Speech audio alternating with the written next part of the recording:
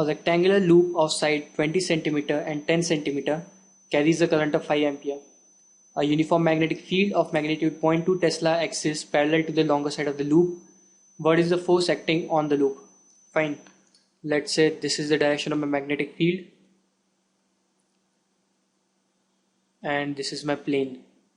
Magnetic field is parallel to the longer side, that is 20 cm. This is my 10 cm. I have to calculate the force acting on the loop. Now let's say this is the direction of the current,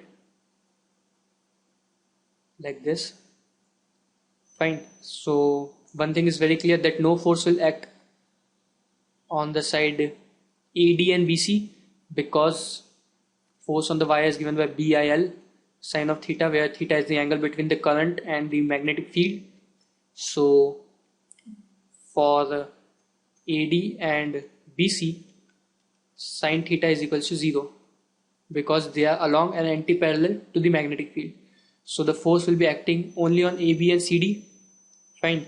And that too will be equal and opposite, because force on AB will be in this direction, force on CD will be in this direction. They are equal in magnitude but opposite in direction. So force on AB will be equal to minus of force on CD. So net force on the loop will be 0. Fine. And in B part I have to calculate the torque. Torque is given by mu cross B, and we know that, let's say if this is the direction of the magnetic field, this is my plane, so dipole moment is in this direction, angle is 90 degree. So it will be simply N into I into A into B. Just substitute all the values. N is 1, current given is 5 ampere, area is 20 into 10 into 10 to the power minus 4 into magnetic field is 0.2. So the torque comes out to be 0.02 Newton meter.